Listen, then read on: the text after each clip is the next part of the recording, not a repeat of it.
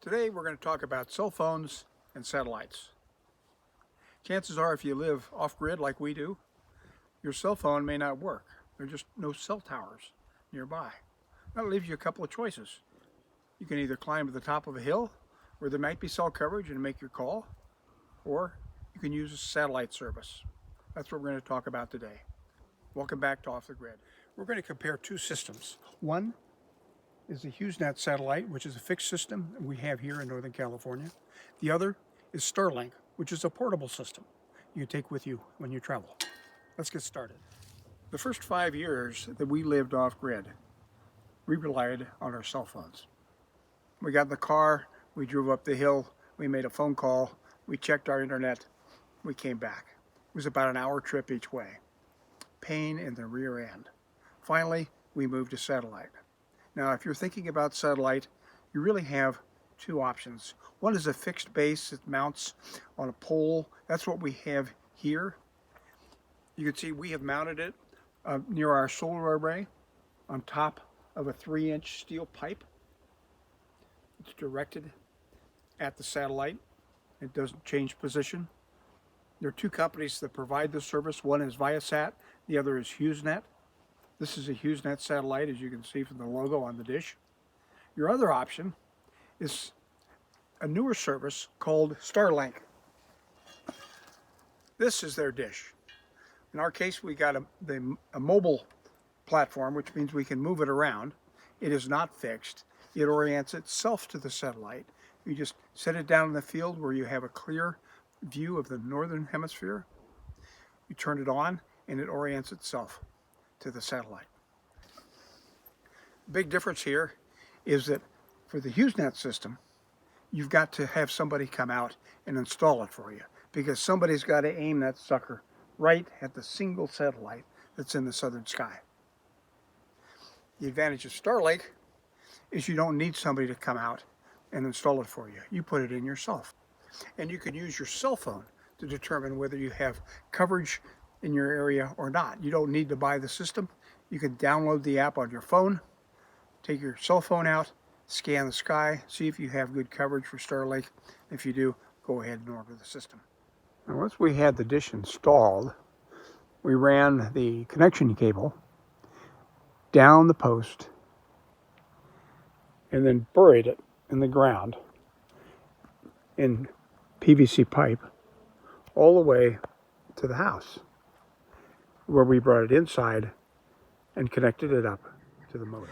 Now, once you have your HughesNet hooked up to the house, the modem is plugged in, you can stream movies, you can check the internet, you can even make phone calls on your cell phone.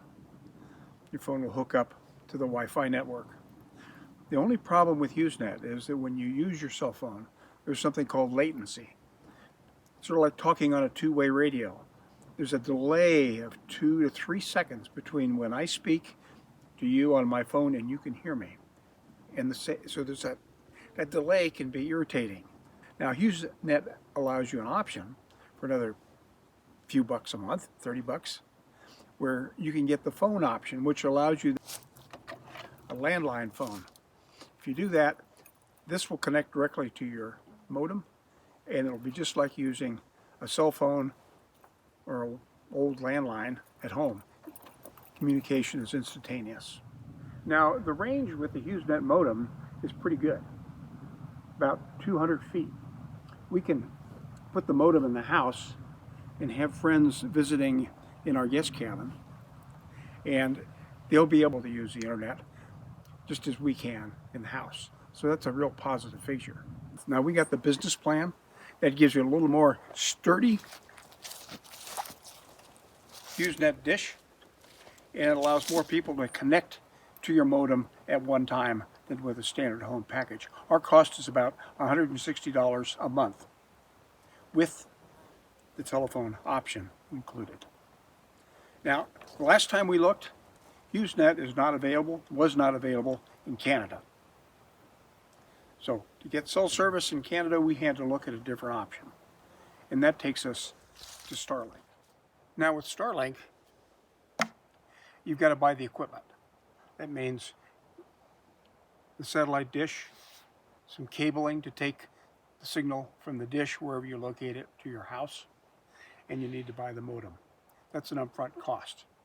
HughesNet, you lease the equipment, you buy it. This is a one-time cost. HughesNet is an ongoing cost. But before you buy the equipment, you can figure out whether Starlink works for you. Now, as I mentioned, HughesNet requires a view of the southern sky. Starlink requires a view of the northern sky.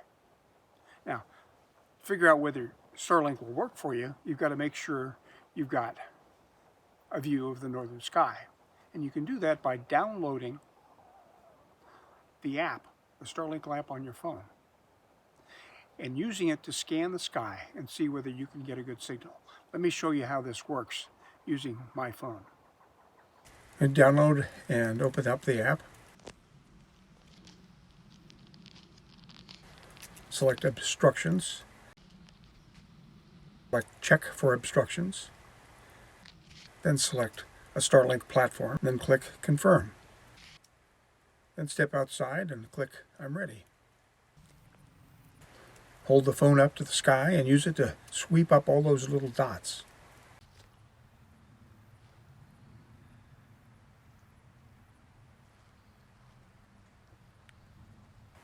When you're done, click check results.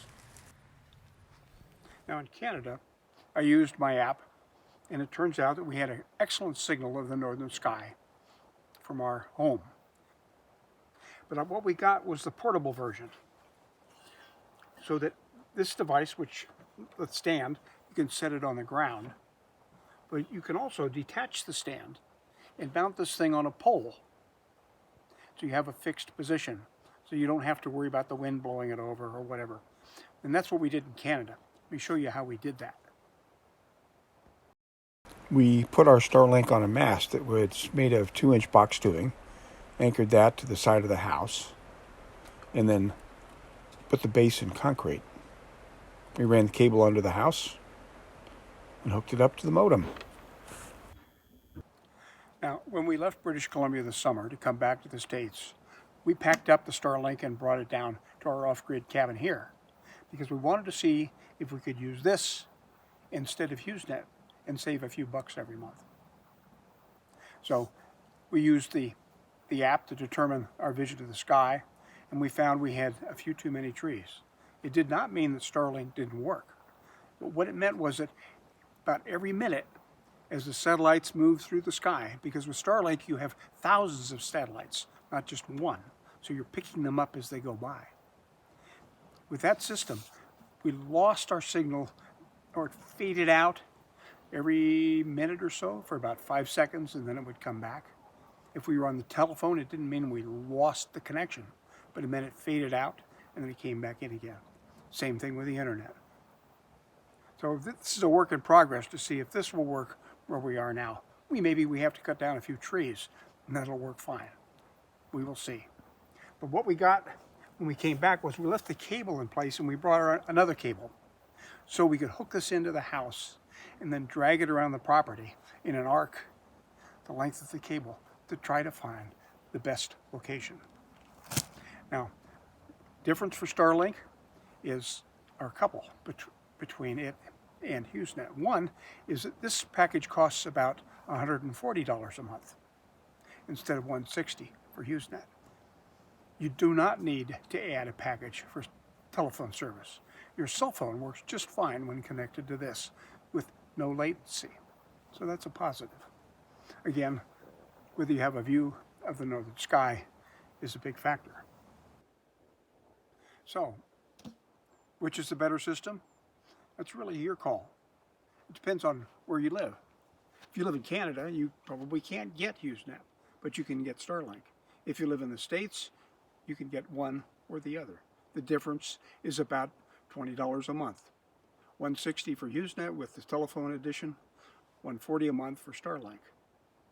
HughesNet, there's no upfront installation cost except for paying the technician to come out and set that thing up.